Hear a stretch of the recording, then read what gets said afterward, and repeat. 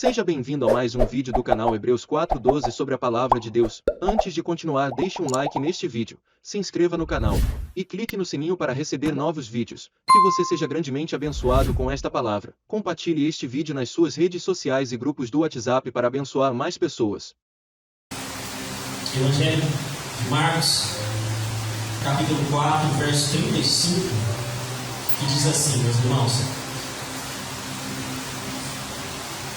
E naquele dia, sendo já tarde, disse-lhes: passemos para outra margem. Jesus dizendo: passemos para outra margem. E eles, deixando a multidão, o levaram consigo, assim como estava no barco. E havia também com ele outros barquinhos. E levantou-se um grande temporal de vento e subia as ondas por cima do barco, de maneira que se enchia de água. E ele achava na popa dormindo sobre uma almofada. E despertaram-no dizendo: Mestre, não te importa que pereçamos? E ele, despertando, repreendeu o vento e disse ao mar: Cala-te, aquieta-te. E o vento se aquietou e houve grande bonança. E disse: Por que sois tão tímidos? Ainda não tendes fé? E sentiram grande temor. E diziam uns aos outros: Mas quem é esse, que até o vento e o mar lhe obedecem? Pode se assentar, meus irmãos, glorificando o Senhor. Glória a Deus. Mas quem é esse, que até o vento e o mar lhe obedecem? Mas quem é esse? Mas quem é esse? O Senhor nos deu uma direção há algumas semanas atrás, de falar na sequência sobre o Espírito Santo, sobre a pessoa do Espírito Santo, sobre a pessoa de Jesus e sobre a pessoa de Deus, sobre Deus. Quarta passada nós falamos da pessoa do Espírito Santo. Quem estava aqui? O Espírito Santo ele se moveu sobre essa igreja. Nós falamos sobre a pessoa do Espírito Santo. E hoje nós vamos falar sobre ele, sobre Jesus Cristo de Nazaré. Sobre a pessoa de Jesus Cristo de Nazaré. E a gente sempre tem um frio na barriga, as pernas tremem, porque há um temor muito grande em falar da pessoa de Jesus Cristo. Há um temor muito grande em falar de quem ele é, de quem ele foi, de quem ele sempre será. E a palavra de Deus diz aqui sobre um fato que aconteceu, uma passagem muito conhecida. Uma passagem na qual o Senhor Jesus ele estava ali à margem da Galileia, falando sobre algumas parábolas do reino, explicando sobre o reino, sobre algumas coisas sobre fé. E ele chama os discípulos, ele disse assim: passemos para o outro lado. Passemos para o outro lado. Eles entraram no barco, outros barcos seguiram, e eles foram em direção do outro lado. E a palavra diz que eles atravessaram, estavam ali atravessando o mar da Galileia. E no meio daquela travessia se levanta uma grande tempestade. E a maioria das vezes que a palavra de Deus fala sobre o mar da Galileia, fala sempre sobre mar. Usa essa palavra, essa expressão mar, para falar do lago da Galileia. Mas a Galileia não era um mar, era um lago. Ele sempre foi um lago. Um lago.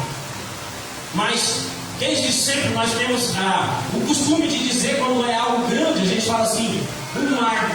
Quando alguém está com a vida boa, você fala assim: o fulano está com a vida um mar de rosas, né?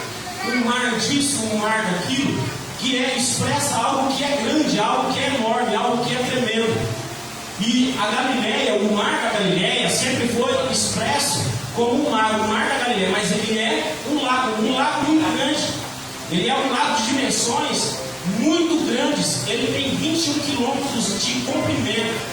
21 quilômetros não é 21 metros, não é 200 metros, é 21 quilômetros. Um lago com uma extensão de 21 quilômetros. 21 quilômetros. Dá uma ida e volta até Castilho, eu creio, né? 21 quilômetros. E de largura ele tem 14 quilômetros. Então é um lago muito grande. o maior lago de água doce do Mediterrâneo. E de um lado, irmãos, tem as montanhas de Golê. Ele está acuado ali nas montanhas de Golê. Do outro lado, nas montanhas da Galileia, que é um lago fechado. Um lago muito grande, fechado pelos dois extremos de montanhas. E ele está pelo menos a 220 metros abaixo do nível do mar. Abaixo do nível do mar. Vocês vão entender o porquê que eu estou falando tanto detalhe. Ao extremo de Israel tem a montanha de Hermon. É a montanha mais alta. E no cume dessa montanha, praticamente toda a parte do ano ela fica congelada. Ela fica congelada. E aqueles pescadores, eles eram homens que conheciam aquele lago, eles eram homens que conheciam aquele mar. Eles sabiam percorrer aquele lugar. Só que de repente começa-se um vento, um temporal. De vez em quando, aquele ar, aqueles ventos gelados que vêm daquele monte, eles chegam e eles ficam acuados ali no mar da Galileia, fechado entre aquelas duas montanhas. E ali se começa um temporal, se começa uma ventania. E aqueles homens, por vezes, com certeza, eles já estavam acostumados com esse temporal. Alguns dias atrás, a gente foi inundado por uma enxurrada de notícias, né? Do grande calor que vinha, do calor intenso e insuportável que vinha, e realmente veio. Mas, quem se lembra da última quarta-feira aqui? Da última quarta-feira, de tardezinha para frente. Aquele mormaço, aquele calor, aquele abafamento, ele foi trocado por um ventinho gostoso, um ventinho gelado. A gente chegou na igreja aqui à noite, estava numa brisa fresca, estava gostoso. Aqueles dias de intenso calor, de mormaço insuportável, porque mal dava para ficar no sol. De repente, a gente foi tocado por aquela brisa suave, aquele ventinho gostoso. E aqueles pescadores, com certeza, quando eles sentiram aquela brisa, aquele vento vindo de cima, eles já pensaram: vai vir um temporal. Vai vir um grande temporal. Mas talvez uns olharam para os outros e disseram assim: mas a gente está acostumado com isso. A gente já conhece isso. Deixa o mestre dormir. Jesus estava ali dormindo. Talvez uns olhassem para os outros e disseram assim: vai ser tranquilo do mesmo jeito em que a gente está acostumado. O salmista Davi, ele já conhecia essa brisa. Porque quando ele escreve o Salmo 133, que fala sobre quão bom é que os irmãos vivam em união. Ele diz assim: quão bom é que os irmãos vivam em união. Aí ele compara essa união, essa amizade, como óleo que escorre da barba de Arão, escorre até as vestes de Arão. Deve ser muito bom ser banhado de óleo. Só que no terceiro verso ele compara isso com o orvalho que desce do Monte Hermon. Então ele já havia experimentado esse orvalho, essa brisa, esse vento gostoso. E ali naquele momento aqueles discípulos, eles experimentam, mas eles já sabiam que algo iria se levantar. Só que algo se levantou a uma proporção que eles não tinham noção, que eles não conseguiam conduzir. E quantas vezes na nossa vida, algo que a gente espera, algo que a gente sabe que vai acontecer, a gente fala assim: não, mas isso aí eu já sei como resolver. Não, mas isso aí eu já sei como conduzir. Não, eu sei, isso aí eu sei aonde vai dar, fica tranquilo. Só que aquilo começa a tomar uma proporção que foge do nosso entendimento, foge daquilo que a gente está acostumado. Hoje é o culto da família. Culto da família. E quantas vezes a gente talvez se depara com uma situação, talvez a esposa diz assim: olha, o esposo que eu tenho hoje não é mais aquele esposo que eu namorava. Olha, a pessoa com quem eu namorei há anos atrás era uma pessoa tão carinhosa, me dava presentes, me dava flores, me tratava com carinho. Mas hoje ele me trata de uma forma mais dura, mais bruta. acabou o carinho, parece que acabou o amor. Isso tomou uma proporção que eu não consigo entender, virou uma tempestade que eu não consigo suportar. Talvez um homem possa dizer assim: olha, a mulher com que eu namorei lá atrás era uma mulher tranquila, uma mulher de paz, mas agora é uma mulher briguenta, é uma mulher que quando eu chego já começa a brigar. A tempestade se levanta. O meu filho não é mais como era antes, a minha mãe não é mais como era antes. A tempestade se levanta e começa a tomar uma proporção que a gente não imagina. A minha família não é mais como era antes. Eu tinha uma família tranquila, de paz, mas hoje é só briga em casa. E começa a tomar uma proporção que a gente nunca imaginou. Da mesma forma, esses discípulos viram aquele vento assoprar, aquele mar se levantar e o barco começou a encher de água. Irmãos, eu vou dizer uma coisa para vocês: eu andei acho que 2 vezes num barquinho, num bote, e eu não sei nadar. Para mim eu já tinha medo daquilo afundar. Nunca. Algum tempo atrás eu cheguei a pastor, eu falei assim: Vitor, vamos programar um cruzeiro, né? Esse navio bem grandão. Ela falou assim: misericórdia. Porque, irmãos, tem um casal amigo nosso que eles, muito tempo atrás, nós somos padrinhos de casamento, nós demorávamos aqui no Brasil, e eles ganharam uma viagem, um cruzeiro, para lua de mel. Casaram e depois, acho que de 1 ou 2 dias, saíram para essa lua de mel.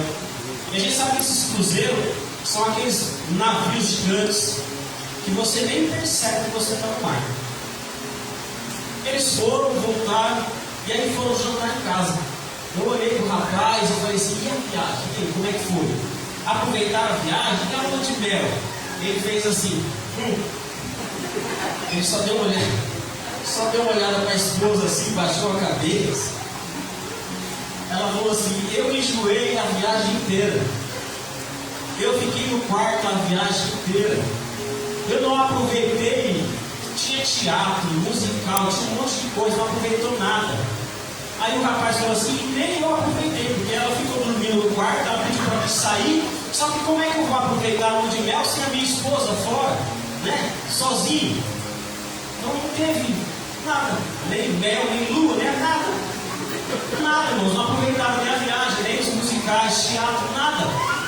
Ela enxumou, a maresia, né? Que fala. A viagem inteira. Agora, se isso acontece com um barco grande, imagina um barco pequeno. Imagina um barco pequeno, as ondas assolando, entrando água dentro do barco, aqueles discípulos desesperados, e o mestre dormindo. E Jesus dormindo. Mas o mais importante, ele estava no barco. Mas o mais importante, ele estava no barco. Ele estava no barco. E ali eles, creio que talvez eles cutucam, chacoalham Jesus: mestre, o senhor não preocupa, porque a gente vai afundar, a gente vai morrer. Jesus, ele desperta. Esse Jesus, até hoje, desde sempre, desde a eternidade, desde tudo aquilo que já foi, que é, que vai ser, ele continua sendo. Ele continua sendo o poder. Mas ele tem poder, ele é o poder. E quando a gente diz: Senhor, socorro, ele levanta e diz: ei mar, aquieta-te, ei vento, acalma-te. E a palavra de Deus diz que na mesma hora, no mesmo momento, aqueles ventos cessaram e o mar se acalmou. Aquele vento se acalma e o mar, ele para. E a bonança aparece. E aí, ele fala, Jesus, ele fala uma pergunta. Ele diz uma pergunta para aqueles discípulos: mas homens, porque são tão tímidos, ainda não tendes fé? Ainda não tendes fé? Até aqui foram 2 perguntas. Uma eles fizeram para Jesus, a outra Jesus fez para eles. Mas eu queria trabalhar hoje com essa terceira pergunta, na qual um olhou para o outro e disse assim: mas quem é esse? Quem é esse que até o mar e os ventos obedecem?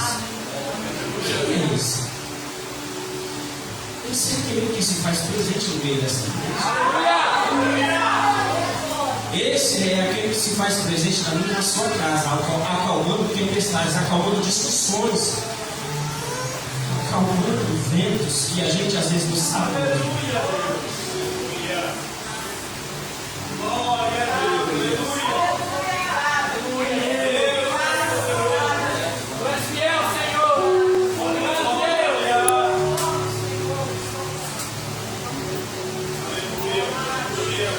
Ele disse assim: eu jamais vou deixar vocês.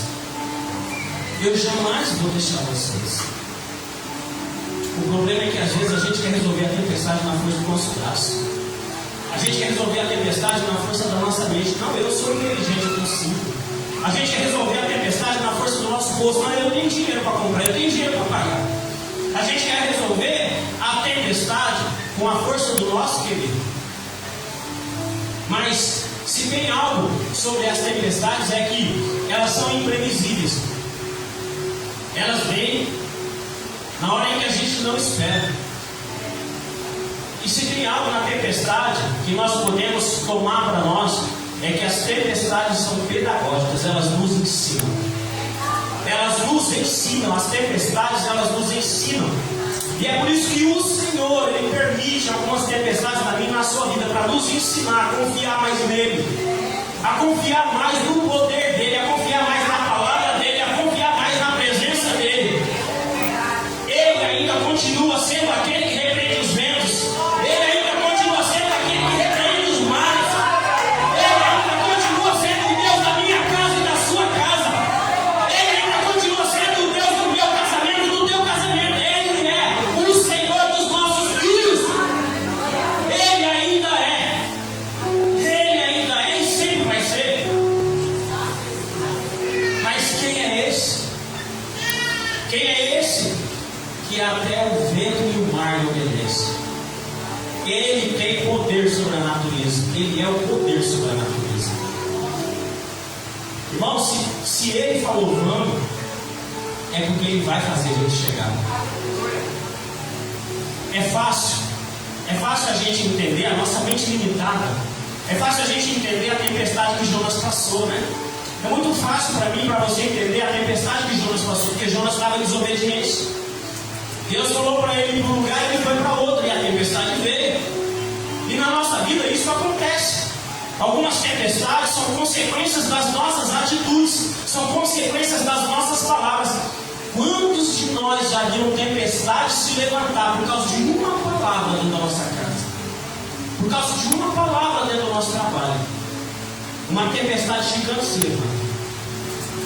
E as consequências vêm, é inevitável. E a nossa mente, é muito fácil ela entender das tempestades que vêm sobre aquele que está em desobediência. Mas e a tempestade que vem sobre aquele que está fazendo a vontade do Senhor? Ele diz: passemos para o outro lado. Eles estavam obedecendo. Mas a chuva, ela cai para o ímpio e para o não ímpio. As tempestades, ela vem para o ímpio e para o não ímpio. O calor, ele vem para aquele que crê e para aquele que não crê. O frio, ele vem para aquele que crê e para aquele que não crê. Nós estamos em um mundo caído. Nós estamos em um mundo pecaminoso. Nós estamos em um mundo que está cada vez mais caminhando para cada vez mais a perdição e a destruição. Mas o Senhor disse que aqueles que crêem nele serão sal e luz no meio desse mundo. Nós fomos levantados para ser sal e luz desse mundo. O Senhor Jesus, ele declarou dizendo assim, quando os discípulos começaram a se maravilhar por aqueles sinais e maravilhas que ele estava fazendo, ele disse: vocês estão se maravilhando com isso? Vocês vão fazer coisas maiores do que essas. Maiores do que essas. Então nós precisamos crer. Nós precisamos olhar para a tempestade e dizer assim: Pai, o Senhor disse que a minha boca é tua. Então, tempestade, se acalma agora em nome de Jesus. Em nome de Jesus. Não é pela força do querer, não é pela força do braço, não é pela força do intelecto e nem pela força da conta bancária, mas é pelo poder de Jesus Cristo na minha e na sua vida. É muito fácil a gente olhar para alguém que está vivendo uma tempestade, apontar o dedo e dizer assim: é porque está em desobediência. Quantos de nós, às vezes, vimos alguém chorando ou se lamentando no meio da igreja? Está em pecado. Uma vez um pastor disse assim, ele estava chorando muito no meio dos louvores, e eu creio que talvez ele estava até com o rosto no chão, chorando, gemendo. E no final do culto veio alguém para ele e disse assim: pastor, Deus vai te tirar dessa situação. O senhor estava chorando, então Deus vai te tirar dessa situação. Ele falou assim: não, irmão, eu não quero que Deus me tire dessa situação, não. Eu estou chorando porque eu estou na presença de Deus. Eu estou chorando porque eu estou sentindo a presença de Deus. Nós temos a mania de olhar para alguém, né, que às vezes está com uma expressão cansada, uma expressão triste, e fala assim: é um pecado, é a consequência do pecado. Mas a tempestade vem para todos nós, irmãos. Talvez amanhã, na segunda-feira, talvez o Senhor querendo ensinar algo para mim e para você, algo se levante. Talvez o Senhor querendo ensinar a que a nossa boca declare para a tempestade se acalmar e o mar se aquietar. Talvez Ele permita uma tempestade. Talvez você foi aos pés de Jesus através de uma tempestade. Assim o Senhor permite tempestades na minha e na sua vida, para que a gente possa se chegar mais a Ele.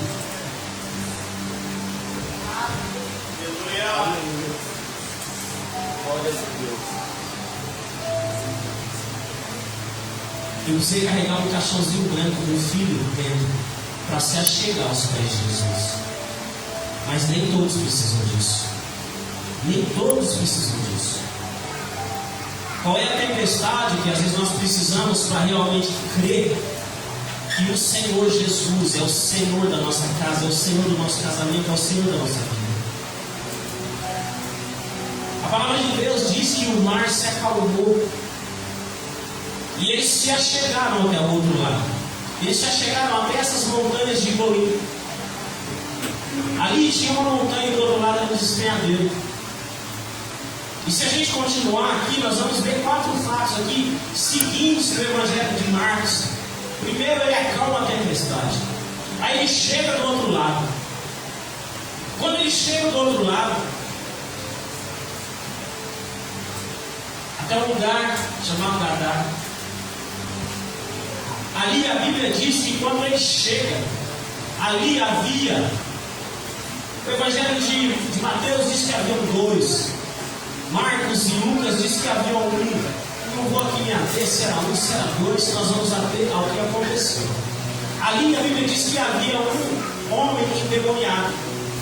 E eles chegaram à noite. Eles desceram à noite. Ali havia um homem endemoniado. Ele vivia no cemitério, ele vivia nas sepulturas. Ali havia um homem que ele dormia junto com os mortos. Ele vivia nas sepulturas. E a palavra de Deus diz que ele já havia sido acorrentado, mas os espíritos quebravam aquelas correntes. E ele se batia, e ele se cortava com as pedras. E eles chegaram do outro lado, creio que perto da margem ali estava aquele cemitério. E Lucas diz que quando ele saiu do barco, quando ele pisou na terra, quando Jesus tirou o pé do barco e pisou na terra, aqueles demônios que estavam naquele homem perceberam que alguém desceu, alguém diferente desceu naquela terra. Aquele lugar era um lugar, talvez na Bíblia vocês vão ver, um lugar chamado Decápolis, que são 10 cidades gentílicas. Eram cidades na qual não se adorava Jesus Cristo, não se adorava a Deus. E Jesus ele toca aquela margem com os pés. E aquele endemoniado que estava lá no cemitério, ele percebeu que naquela terra um pé diferente pisou. Um pé diferente pisou. E ele saiu. A Bíblia diz que havia uma pergunta. Ele perguntou: qual é o teu nome? Qual é o teu nome? Jesus perguntou: qual é o teu nome? E ele responde: Legião é o meu nome. Legião era um grupo de 6.000 soldados romanos. Então naquele homem havia 6.000 demônios. Meu nome é Legião. E aquele homem, ele pergunta assim: por que veio nos atormentar antes da hora? Antes de qual hora? Irmãos, os demônios sabem que o destino deles é o lago de fogo, é o inferno. Jesus ele veio ali libertar aquele gadareno, libertar aquele homem daquela possessão de demônios. E quando ele pisa os pés naquela margem, aqueles demônios que estavam naquele homem vêm e o adoram. Até os demônios adoram ao Senhor Jesus Cristo. Irmãos, aonde Jesus toca os pés, os demônios vão embora. Nós precisamos clamar 24 horas, Senhor, permanece na minha casa, permanece no meu lar, permanece no meu serviço. Fica comigo, Senhor, porque eu sei que aonde tu estás, não há demônio que vai se aproximar de mim.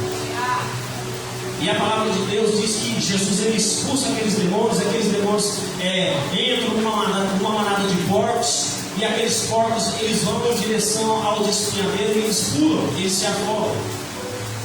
Aquele homem é liberto e ele faz um pedido a Jesus. Um homem que estava sendo atormentado por 6.000 demônios, agora ele faz uma pergunta para Jesus. Ele fala assim: Senhor, deixa eu ir com o Senhor, deixa eu ir com o Senhor, deixa eu caminhar com o Senhor, deixa eu experimentar mais do Senhor. E Jesus diz assim: não, filho, vai lá para a sua família, vai lá para a sua parentela e fala daquilo que aconteceu aqui. E fala daquilo que aconteceu aqui. Quem é esse? Quem é esse? Esse é aquele que tem poder sobre a natureza. Esse é aquele que tem poder sobre os ventos. Esse é aquele que tem poder sobre os mares. E esse é aquele que tem poder sobre os espíritos imundos. Ele fala para os discípulos assim: passemos para o outro lado. E eles voltam, eles saem e eles voltam. Eles passam de novo aquele lago da Galileia. Quando ele chega à margem de novo da Galileia, havia ali uma multidão. Havia uma multidão esperando ele, porque eles viram o Senhor ir. E eles sabiam que o Senhor iria voltar. Porque, irmãos,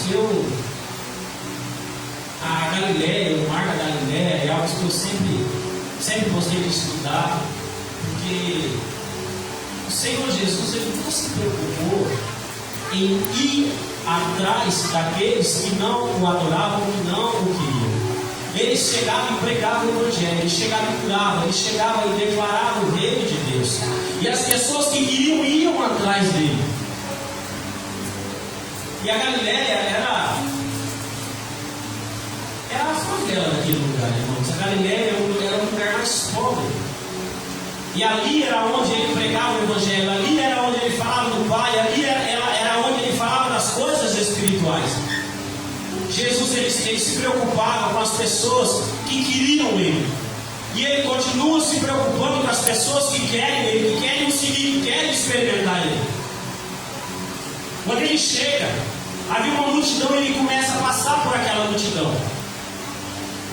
E no meio daquela multidão havia uma mulher enferma há 12 anos, com fluxo de sangue há 12 anos, com uma menstruação que não cessava há 12 anos.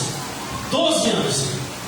E ela já tinha gastado tudo que ela tinha, com médico, com ervas, com tudo que se podia curar, e nada tinha curado. Mas ela ouve falar que o Senhor Jesus iria passar ali. E ela crê no coração, na alma e no espírito. Ela diz assim: eu vou porque eu creio que se eu tocar só na roupa dele, que seja na orla dele, eu vou ser curada. Porque eu já procurei muita gente, mas esse é diferente. Eu já busquei tantos lugares, mas esse é diferente. Esse é diferente.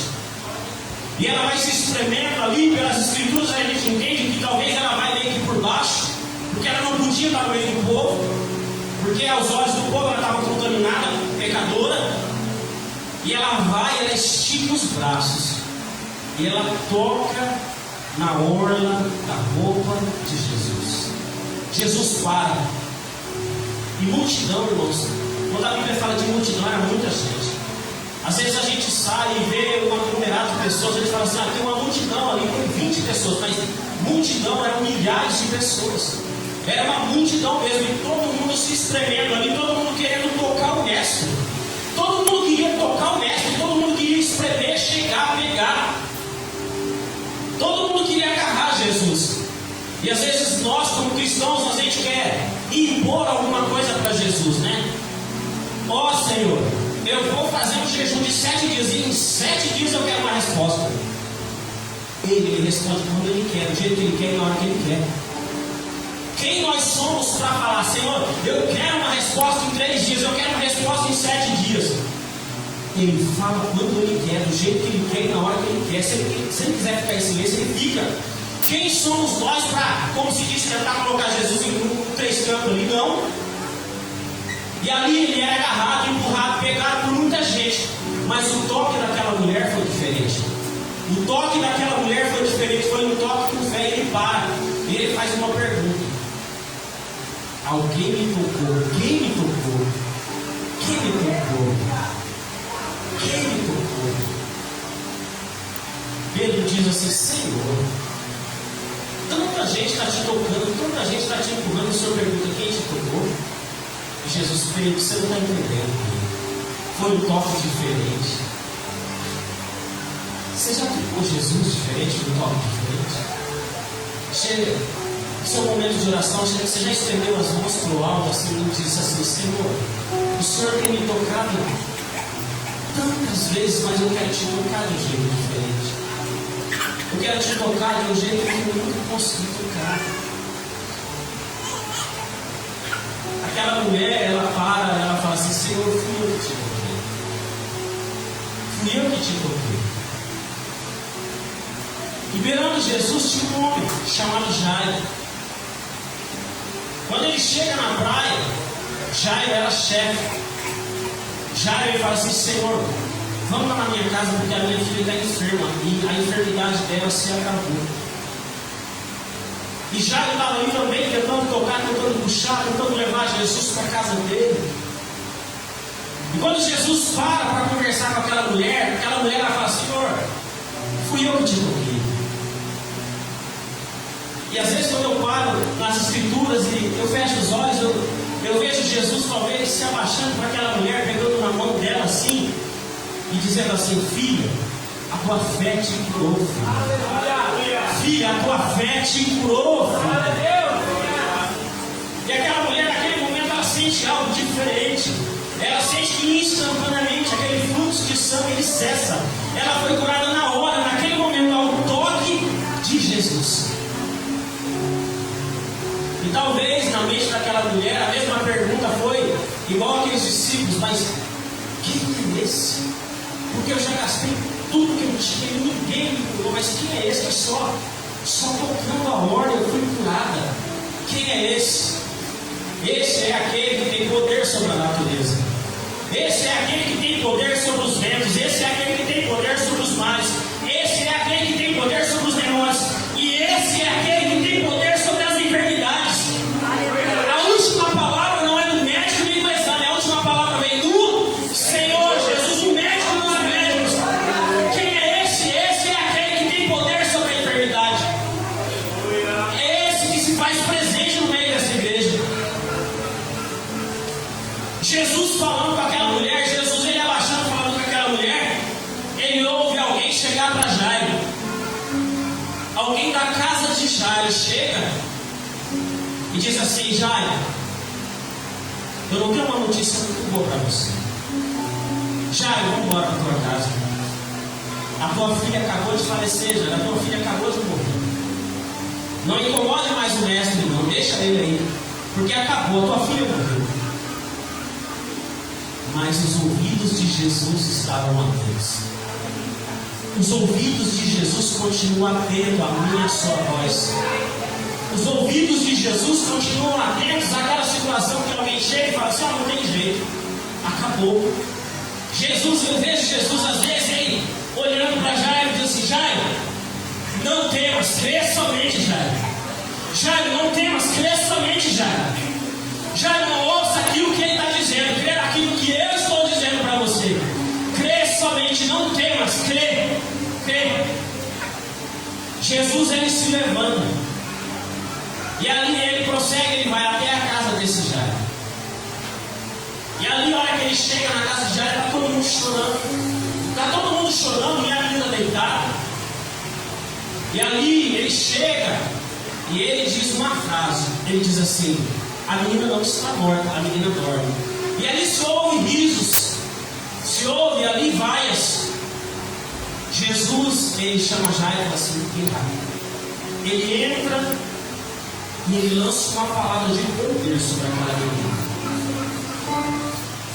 Qual é a palavra de poder que você precisa hoje? Qual é a palavra de poder que sai da boca de Jesus que você precisa hoje? Qual é? É a palavra para aquietar vento? É a palavra para dizer: ei, espírito imundo, vai embora da minha casa? É a palavra dizendo: ei, enfermidade, vai embora? Ou é a palavra que Jesus declarou sobre a vida de Jairo? Ei, menina, se levanta e anda. Se levanta e anda, menina. E ali a menina, ela se levanta. E as garras da morte é tirada da vida daquela menina, do corpo daquela menina. Jairo olha aquele homem com 2 braços igual nós temos, com 2 pernas igual nós temos, mas que todo o poder estava sobre ele. Às vezes nós nos esquecemos quem Jesus é. Às vezes nós olhamos para a situação e esquecemos quem é o Salvador da minha e da sua vida. Quem é esse? É esse que tem poder sobre a natureza. É esse que tem poder sobre os ventos. É esse que tem poder sobre os mares. É esse que até os demônios o adoram, que tem poder sobre os demônios. É esse que tem poder sobre a enfermidade. E é esse que venceu a morte. É esse que tem poder sobre a morte. Esse é a pessoa de Jesus. Esse é o nosso Jesus Cristo. Se você pudesse colocar de pé.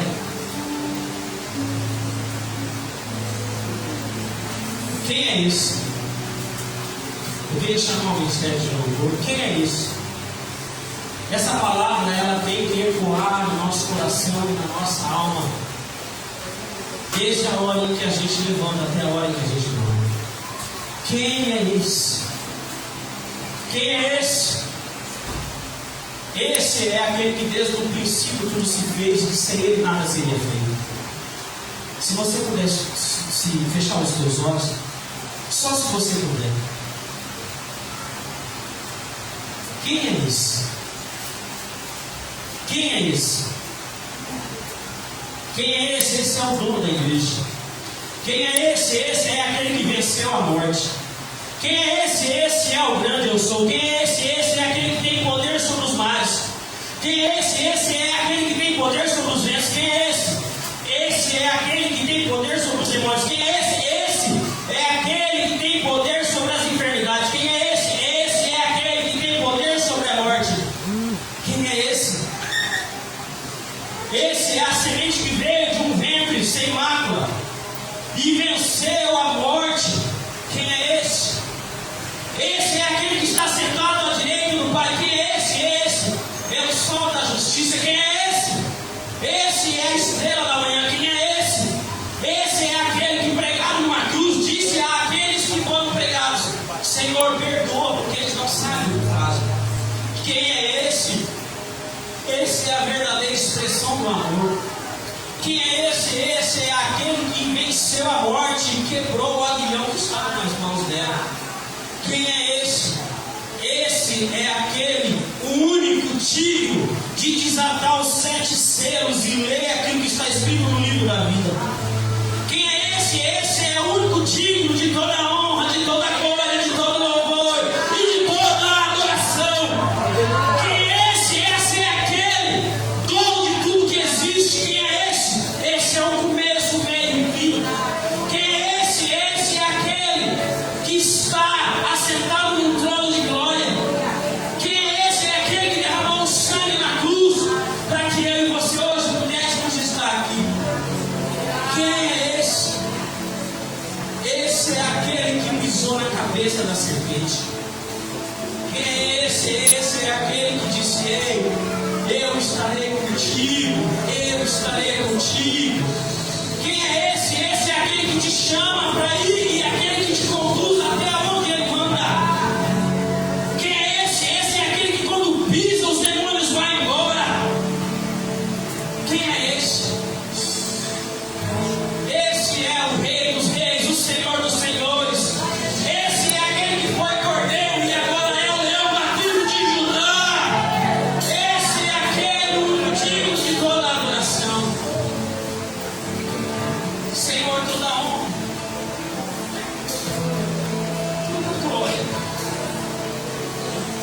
Senhor, essa igreja ela é tua. Essa casa ela é tua, Senhor. Nós somos teus. Ele é o